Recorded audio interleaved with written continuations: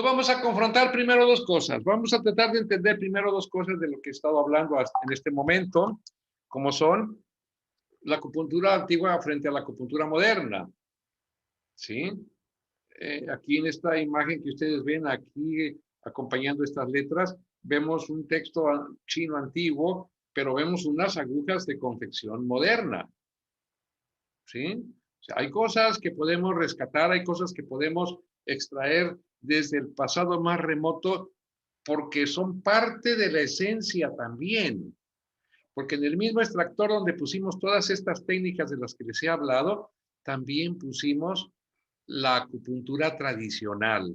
La acupuntura antigua también la metimos para extraer lo esencial que puede mezclarse con lo esencial de todas las demás formas de hacer acupuntura.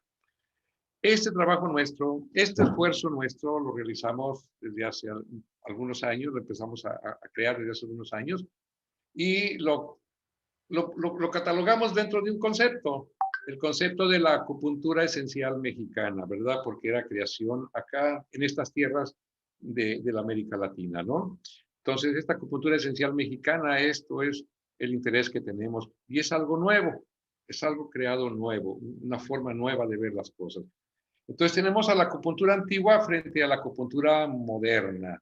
La acupuntura antigua, pues, lo más antiguo que podemos tener, pues es lo que podemos encontrar en los registros, en las tablas de bambú, las telas de seda, en las cosas que se han encontrado en las tumbas, los encuentros que los arqueólogos han tenido con el mundo antiguo de la acupuntura, que es bastante, por cierto, ¿eh?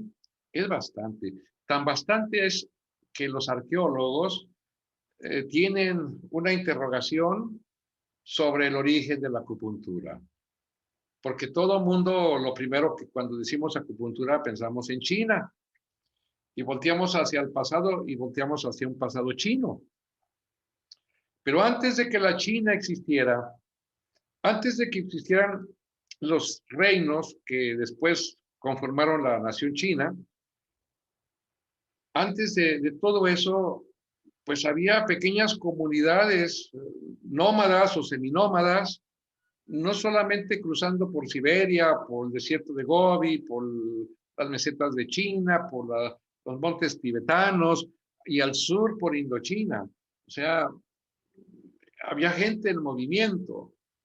Hablo de unos 30, 40 mil años atrás. Sí, había gente en movimiento en condiciones, pues, para nosotros hoy en día, pues, muy primitivas, muy primitivas. ¿Sí? La época de los neandertales todavía acá en Europa, por ejemplo. Y hasta allá, de alguna manera, llegaba también ciertas informaciones que tal vez provenían de un pasado más remoto y más común de toda la especie humana, que en ese tiempo no conocía de fronteras ni conocía de países o naciones. Entonces el conocimiento se fue regando por el mundo antiguo. El mundo más antiguo nos dejó herencias más universales.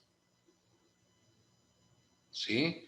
Y desde allá provienen los principios que iban a regir nuestra amada acupuntura.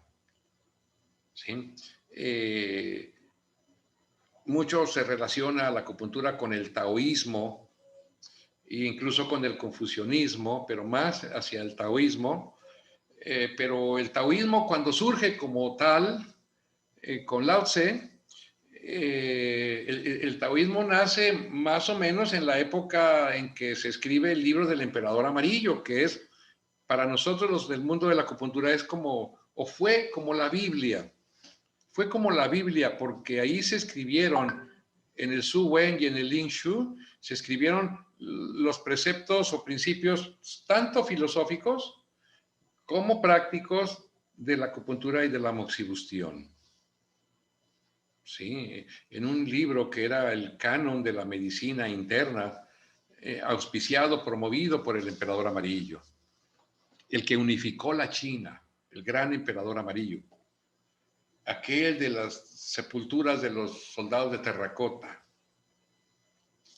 ¿sí? El mismo, el de la grandeza china, de hace unos 2300 años. Pues por ahí se identificó el taoísmo con la acupuntura, pero la acupuntura ya venía rodando desde miles de años atrás. Desde allá venía, más atrás. ¿Sí? Tan es así que había unos emperadores míticos que provenían de otros 3, 4 mil años más atrás del emperador amarillo, donde venía aquel que también se llamó el emperador blanco, el emperador Fuxi, aquel que empezó a crear los conceptos. Esto es algo de leyenda, estos son leyendas, esto es legendario. Aquel hombre que salió una tortuga caminando del mar o de un río, no recuerdo, sale del agua la tortuga caminando hasta los pies de aquel emperador blanco, Fuxi, y en la concha, en la caparazón, estaban los trigramas que vemos en el I Ching, ¿sí? Trigramas que inciden en el concepto del yin y del yang. ¿Sí? Esto es el mundo antiguo. Pues la acupuntura en ese momento y de alguna forma incipiente y la moxibustión ya existían. O sea, es de mucho más atrás que el taoísmo. Inclusive los conceptos de yin y yang, que son tan propios del taoísmo, pues esos ya venían de milenios atrás. Arqueológicamente hablando, las evidencias más antiguas de la práctica de la acupuntura encontradas hasta el día de hoy no se encontraron en China. Se encontraron en lo que hoy es Vietnam, en la península de Indochina. Pero en un tiempo en que no había fronteras, pues era fácil llevar conocimientos cuando unos se iban de unas regiones a otras en aquellos pueblos seminómadas. Y así se fue nutriendo de aquí, de allá, de todas partes, se fueron unificando los conceptos que cuando llega el tiempo del emperador amarillo, que es el tiempo de Confucio, que es el tiempo de Lao Tse, es el tiempo dorado de la China unificada, en ese tiempo se sistematiza el conocimiento, se le da orden y a partir de ahí la acupuntura como un sistema médico bien ordenado, bien sistematizado, bien fundamentado, bien teorizado, empieza a rodar en el mundo antiguo hasta llegar a nuestros días. ¿Sí? Entonces, hago una semblanza de estos orígenes tan antiguos, tanto de la acupuntura como de la moxibustión, para que vayamos sumergiéndonos en los tiempos, porque hablamos de una confrontación entre lo pasado y lo futuro, entre lo antiguo y lo moderno. ¿Sí? Yo a veces una ocasión le pregunté a una chica, ¿sabes por qué los antiguos hacían diagnóstico por los pulsos? Y pues se quedó pensando las respuestas más obvias. No pensó lo que yo le iba a decir. Me dio varias respuestas y le dije, no. Me dice, ¿por qué, profe? ¿Por qué usaban los pulsos los antiguos? Pues porque no tenían tomografías, ni tenían ultrasonido, ni tenían análisis de laboratorios, por ejemplo. Que si los hubieran tenido, seguramente no hubieran trabajado con los pulsos, ni con la lengua, ni con lo demás. Seguramente. Si nuestros tatarabuelos o nuestras abuelas hubieran tenido lavadora, seguramente no hubieran ido a lavar al río o en el lavadero. Seguramente. ¿Sí me explico? Miren esta imagen. Otzi, así se le puso el nombre a un cuerpo que se encontró enterrado entre los hielos de un glaciar en Europa.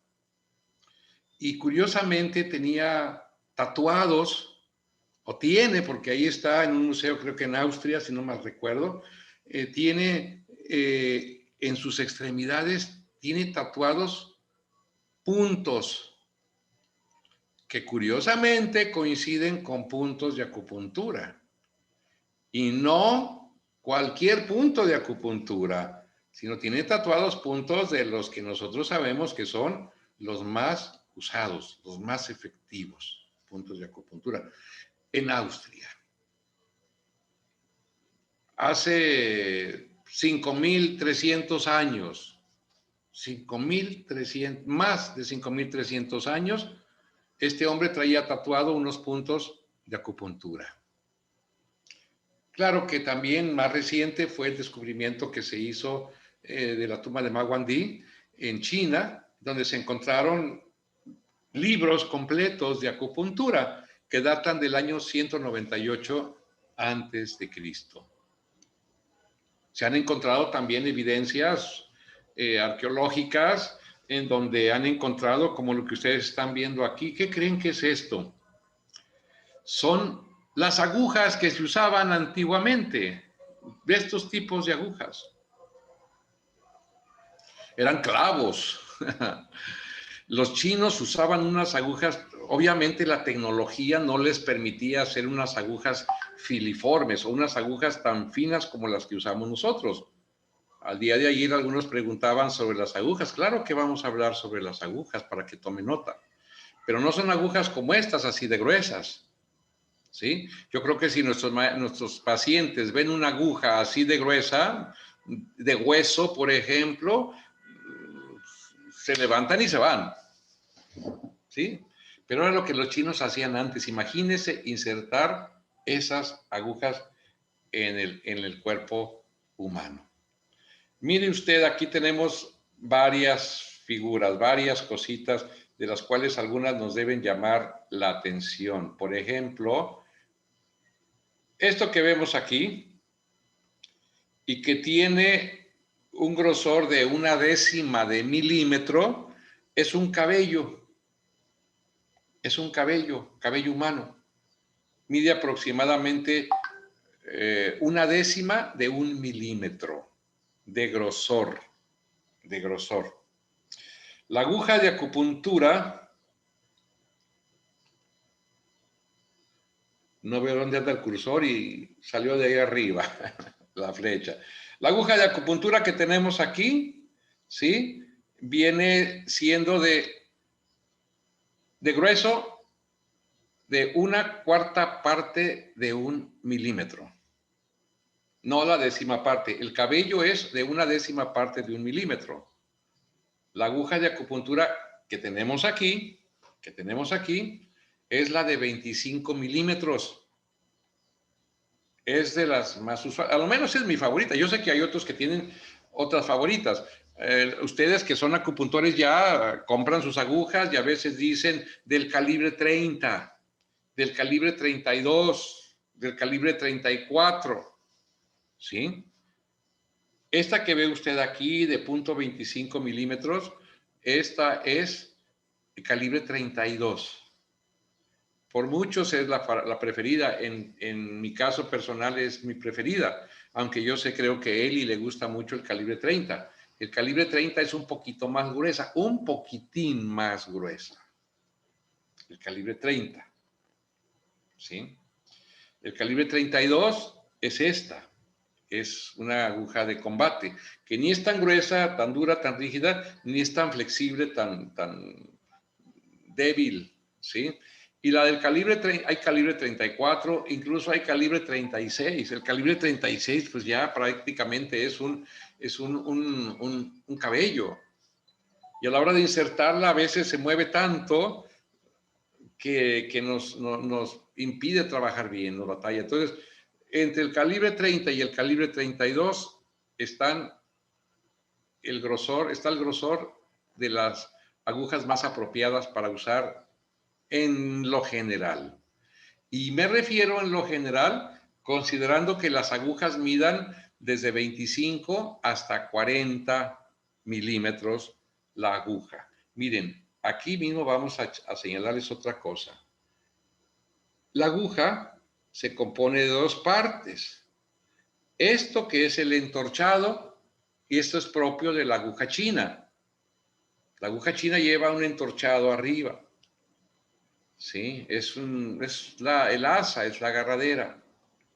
Y el cuerpo de la aguja, pues es el que está aquí, es el más delgado, es el más fino. Este es el que mide 40 milímetros. O sea, mi aguja que yo más uso, las agujas de las que yo más dispongo, son las agujas calibre 32, o sea, .25 por 40 milímetros. Esas son, para mí, las de combate, las de mayor uso, para mí. Ya luego que vayan conociendo de agujas, pues ya irán escogiendo las que les parezcan mejor a ustedes. Pero eso sí les voy a decir, entre más grande sea la aguja, sea más gruesa. Entre más pequeña sea la aguja, sea más delgada. ¿Ok? Para que tome nota. La aguja estándar, dijéramos, es la de 40 milímetros. Para mí, mi calibre es 32, o sea, .25, dijéramos, va bien con ese tamaño. ¿Sí? Pero si queremos agujas más grandes, que sean más gruesas. Si queremos agujas más chicas, que sean más delgadas. Hay agujas hasta de 7 milímetros, 13 milímetros, por ejemplo, 1 pulgada. Entonces, esas agujas, las más chicas, más delgadas, y las más grandes, más gruesas. Eso, tómenlo en cuenta al momento de pedir sus agujas. Nos da mucho gusto compartir contigo esta información. Esperamos que sean de utilidad en tus tratamientos. Gracias por ver nuestro video y si te gusta, por favor suscríbete a nuestro canal. Dale like, activa el icono de la campanita y no dejes de compartir en tus redes sociales. Nos vemos en la próxima.